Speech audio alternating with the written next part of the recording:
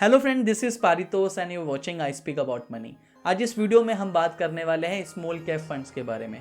अगर 2022 में मुझे स्मॉल कैप फंड्स पे पैसा निवेश करना है तो वो कौन सी म्यूचुअल फंड स्कीम्स होंगी जहां मुझे अपना पैसा निवेश करना चाहिए। लेकिन वीडियो में आगे बढ़ने से पहले खासतौर से उन लोगों के लिए जो शायद मार्केट में पहली बार कदम रख रहे हैं, मैं बताना चाहूँगा कि स्मॉल कैप फंड्स होते क्या है।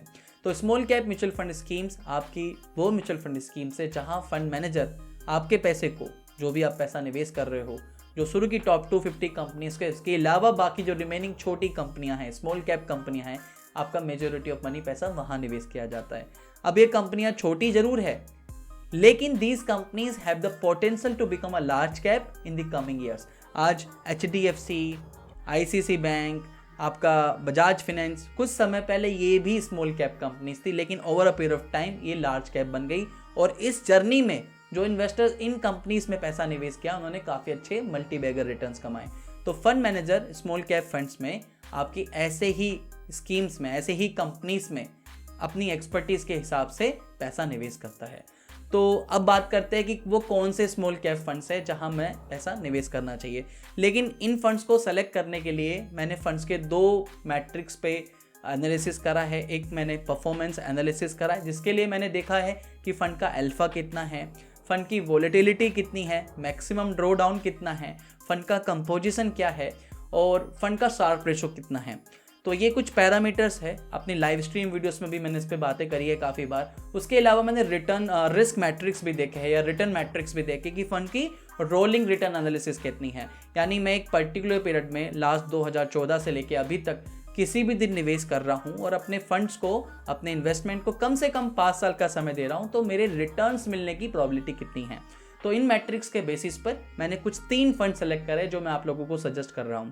तो सबसे पहला जो नाम आता है वो आता है एक्सिस स्मॉल कैप फंड। अगर एक्सिस स्मॉल कैप फंड की बात करें तो इसका एवरेज मार्केट कैप जो है वो तकरीबन 10,240 करोड़ का है। फंड में लार्ज कैप का 2.40% के करीब का एक्सपोजर है, मिड कैप का 49.98% और स्मॉल कैप का 47.62। तो यानी मैक्सिमम जो पैसा है वो mid cap and small cap में तकरीबन आधा आधा लगा हुआ है। बात करें कि फंड का मैक्सिमम जो आपका पोर्टफोलियो है वो कौन से सेक्टर में है, तो construction, technology, chemical, FMCG, health care, इसमें सबसे ज़्यादा आपका पोर्टफोलियो का एक्सपोजर है। तो ये एक तरीके से डाइवर्सिफाइड पोर्टफोलियो है।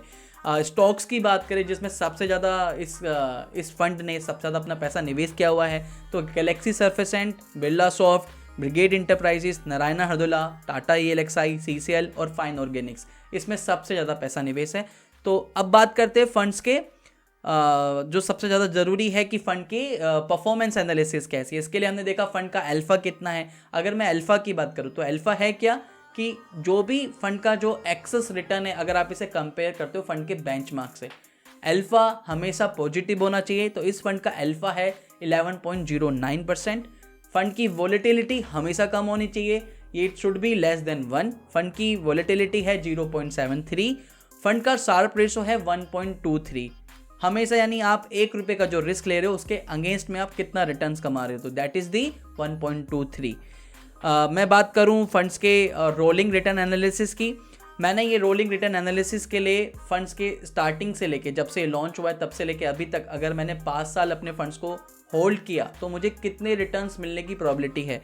तो मैं बात करूं 12% से ज़्यादा रिटर्न्स मिलने की प्रोबेबिलिटी कितनी थी, तो तकरीबन it was more than 70% probability कि आपने 12% से ज़्यादा रिटर्न्स कमाए हैं अगर आपने अपने इन्वेस्टमेंट्स को 5 साल के लिए होल्ड करा। इसमें भी मैं आपको बताऊं तो खासतौर से फंड के लास्ट 3-4 साल के जो रिटर्न्स है वो काफ़ी कंसिस्टेंट रहे। उससे पहले फंड्स की परफॉर्मेंस कुछ खास नहीं थी, लेकिन लास्ट 3-4 साल से फंड की कंसिस्टेंसी काफ़ी अच्छी रही है। तो ये है पहला फंड जो हमारा है एक्सिस स्मॉल कैप फंड। इसके बाद जो दूसरा फंड आता है वो आता है कोटक स्मॉल कैप फंड का। अगर कोटक स्मॉल कैप फंड की बात करें तो इसका मार्केट कैप है तकरीबन 11,507 करोड़ का। फंड का जो लार्ज कैप में तकरीबन 3-3.5% का एक्सपोजर है, उसके अलावा मिड कैप में 55% एक्सपोजर है और स्मॉल कैप में 40% एक्सपोजर है। फंड के सेक्टर एलोकेशन की बात करें तो consumer durables, chemicals, metals, FMCG, engineering, construction में सबसे ज़्यादा एक्सपोजर है। इस फंड ने कौन सी कंपनीज में अपना ज़्यादा एक्सपोजर रखा हुआ है, कौन से स्टॉक्स में अपना पैसा ज़्यादा निवेश किया हुआ है, तो उसमें नाम आता है सेंचुरी प्लाईबोर्ड, सीला form, Carborundum universal, persistent system, supreme industry, Somani ceramics और गैलेक्सी फिंसेंट, ब्लू स्टार और एम्बर एंटरप्राइजेस।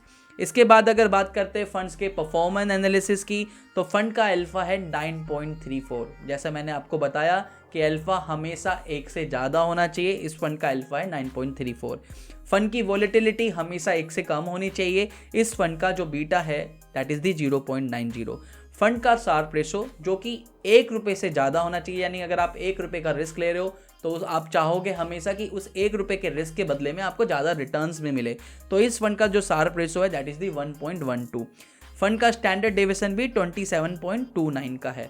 तो ये है हमारा दूसरा फंड जिसमें मैं आपको सजेस्ट कर सकता हूँ।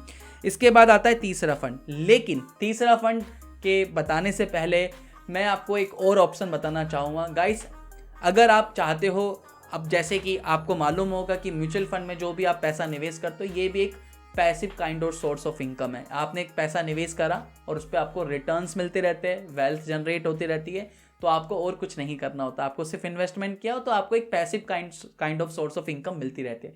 इसी तरीके से मान लीजिए आपका एक ओपिनियन है और आपको अपने ओपिनियन या जो भी एक न्यूज़ है उस न्यूज़ पर आपको ट्रेड करना है, तो क्या अब ये पॉसिबल है? जी हाँ, आप अपने न्यूज़ के बेसिस पर, अपने ओपिनियन के बेसिस पर भी ट्रेड कर सकते हो और वहाँ से भी अच्छी खासी पैसिव इनकम कमा सकते हो। एक ऑप्शन है, मैं काफ़ी टाइम से ट्राई भी कर रहा था, ट्रेडेक्स, जो कि बेसिकली क्या करता है कि जो भी अभी रिसेंट इवेंट्स है उस पर आप, वहाँ पे ओपिनियंस होते हैं, वहाँ पे आप अपनी बिडिंग कर सकते हो। आपके पास 2 ऑप्शन होता है, येस और नो का। मान लीजिए जैसे मैं उदाहरण के तौर पे बोलता हूँ कि यूपी में क्या बीजेपी की सरकार दोबारा आएगी, तो इस पर आपका एक इवेंट बना, आप बोल सकते हो येस। आपको लगता है, अगर आपका ओपिनियन है येस तो आप येस कर सकते हो, आपको लगता है नो तो आप नो कर सकते हो। तो आप अपनी एक बिडिंग कर सकते हो। ये बिडिंग का अमाउंट जैसे जैसे बढ़ता रहेगा, बाद में जाके आपको प्रॉफिट भी बुक कर सकते हो। आपको लगता है कि उसको इवेंट, जब भी ये इलेक्शन के रिजल्ट्स आएंगे तब उसके बाद अगर ये पर्टिकुलरली आपके फेवर में जाता है तो काफ़ी अच्छे रिटर्न्स, काफ़ी अच्छे ROI बनते हैं आपके। लेकिन आपको लगता है कि उससे पहले ही मुझे प्रॉफिट बुक करना चाहिए, तो वो भी आप कर सकते हो। इस ऐप का लिंक मैंने डिस्क्रिप्शन में दिया हुआ है, आपको एक बार ट्राई कर सकते हो सकता है कि आपको इंटरेस्टेड लगे। तो अब बात करते हैं तीसरे फंड की। तो तीसरा जो फंड है वो है आपका SBI स्मॉल कैप फंड। अगर SBI स्मॉल कैप फंड की बात करें तो इस फंड का जो एसेट साइज है तकरीबन 9018 करोड़ का है। फंड का जो मैक्सिमम एक्सपोजर है वो है mid cap and small cap में। मिड कैप में तकरीबन 43.63% का एक्सपोजर है, स्मॉल कैप में 56.37% का एक्सपोजर है। जो फंड की टॉप होल्डिंग है वो है Sheela Foam, Elgi equipments, Blue Star, Carborundum Universal, Hatsun Agro, Finolex और JK सीमेंट। फंड्स के अगर हम बात करें परफॉर्मेंस एनालिसिस की, फंड के अल्फा की, तो वो है 6.90। मैं आपको बता दूं, ये जो हम परफॉर्मेंस एनालिसिस में फंड के अल्फा और बीटा देख रहे हैं, ये हम 3 इयर्स के रोलिंग रिटर्न्स के बेसिस पे देख रहे हैं। तो फंड्स के अल्फा है 6.90। फंड्स का वॉलेटिलिटी हमेशा कम होना चाहिए, इट इज़ दी 0.77। फंड का शार्प रेशो है 1.07 और स्टैंडर्ड डेविएशन है 23.52। फंड के मैं अगर बात करूं कौन से सेक्टर में इसका एलोकेशन है, कंज्यूमर ड्यूरेबल्स में, इसमें इंजीनियरिंग में, केमिकल्स में, कंस्ट्रक्शन में, सर्विसेज में और FMCG में। अब बात करते हैं इसके रोलिंग रिटर्न एनालिसिस के बारे में। तो फंड्स का अगर हम बात करें कि 12% से ज़्यादा रिटर्न मिलने की जो प्रोबेबिलिटी थी, इट वॉज मोर देन 80%। यानी अगर आपने एक पर्टिकुलर 2014 से लेके अभी तक निवेश किया होता और इस फंड में 5 साल के लिए अपना टाइम दिया होता, तो आपको 80% चांसेस थे पुराने हिस्टोरिकल कि आपको 12% से ज़्यादा के रिटर्न मिले हैं। तो ये 3 फंड्स मैंने आपको बताए, पहला एक्सिस स्मॉल कैप, दूसरा कोटक स्मॉल कैप और तीसरा SBI स्मॉल कैप। इनमें से एक्सिस स्मॉल कैप मुझे काफ़ी अच्छा फंड लगता है, काफ़ी कंसिस्टेंट फंड रहा है और वॉलेटिलिटी भी काफ़ी कम रही है।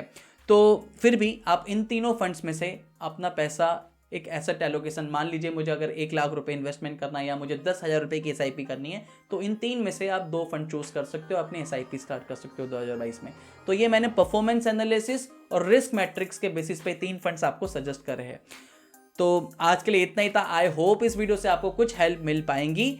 अगर आपको ये वीडियो अच्छी लगी है तो वीडियो लाइक कर सकते हो, और साथ में जैसा मैंने आपको बताया कि अगर ओपिनियन बेस्ड जो प्लेटफॉर्म है ट्रेडेक्स, वहाँ पे आप ट्रेड करना चाहते हो, उसमें एक बार उसको गो थ्रू करना चाहते हो, उसका भी लिंक डिस्क्रिप्शन में मिलेगा।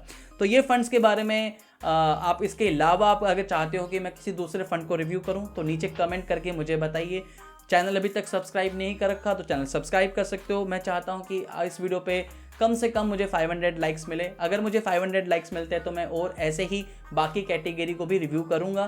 तब फिर आज के लिए इतना ही था। वीडियो लाइक जरूर कर देना, चैनल सब्सक्राइब कर लीजिए, बेल आइकन क्लिक कर लीजिए। नेक्स्ट वीडियो मिलते हैं नए टॉपिक के साथ, तब तक के लिए धन्यवाद। वंदे मातरम, जय हिंद।